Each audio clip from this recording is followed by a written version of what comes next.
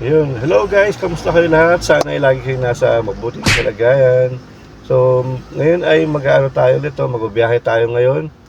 Ngayon ay 4:51 ng umaga, pero kaya na pa ako umalis mga alas 3. So, check natin kung meron pa ba tayong kikitain ngayon kahit krisis ngayon, kahit mataas ang gas. So, tiyaga lang, no? At kailangan lang natin magdagdag ng oras para kumita tayo kahit papano. So mamaya mga ka-service, inform ko kayo kung magkano yung kinita ko at mga book ko. Okay? So, okay guys, nakakuha tayo ng isang book dito from Gentry. 5 minutes lang mula rito sa Manggahan Gentry. So papunta siya ng Marikina. Okay, puntahan na natin. Let's go. Ang amount niya is 1,200 yung pamasahe. Okay, tara.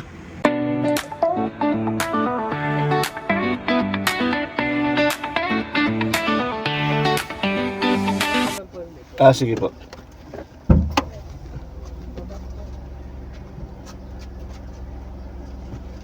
Morning po, ma'am.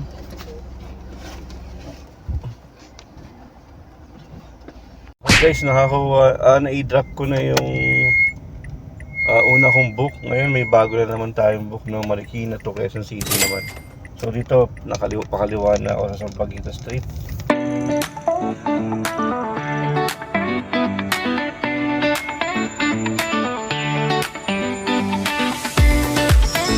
Okay guys, nakadalawang book pa lang tayo, no? So kumain muna tayo dito sa may karinderya at ng itlog sa doon ng kwek-kwek.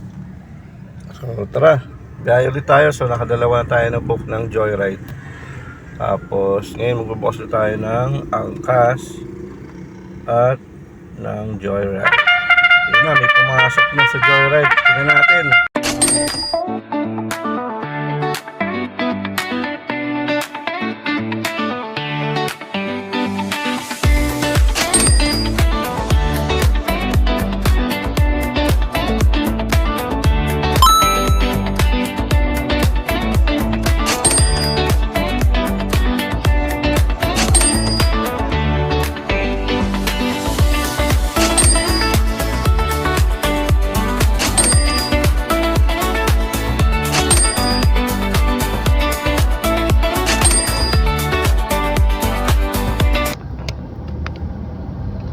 Okay mga ka-service, so pauwi na tayo is 5:16 ng hapon na, ano. So nakasampu tayo ng book sa Joyride. Tapos nakaisa tayo sa Angkars na book.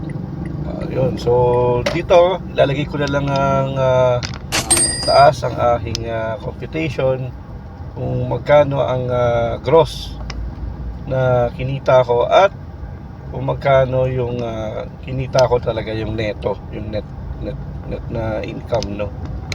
So yun ang ating biyahe ngayong araw na to, no, kung okay pa ba. So nag-start ako ng 3 AM, umalis ako sa bahay. So nagkaroon ako ng book, nag-start ng mga 4:30 mga ganun, no? Mga ganun oras, 4:30 AM. Then ngayon ay 5, so 12 hours akong almost 15 ba? Almost 15 hours akong nasa kalye ngayon, no. Bilangin natin. So 3 AM lumabas ako, no. 3, 4, 5, 6, 7, 8, 9, 10, 11, 12 na. Tapos plus 5, 9, 14 hours. So yun nga, almost 15, no? Kasi 5:70 na ngayon. So yun, 14 to 15 hours ka pabiyahe as a TNBS driver para ma-hit mo itong amount na to, para ma-hit mo yung amount na to, no? So yun guys, kung kayo nagbabalak na magganito na trabaho o mag-resign sa trabaho nyo, wag yung gagawin.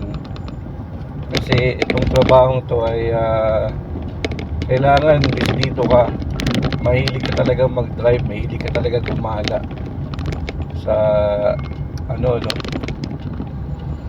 sa kalye at ay pagbakbakan ka talaga sa mga ibang mga drivers. So yun lang guys, maraming salamat sa panonood. Thank you and God bless.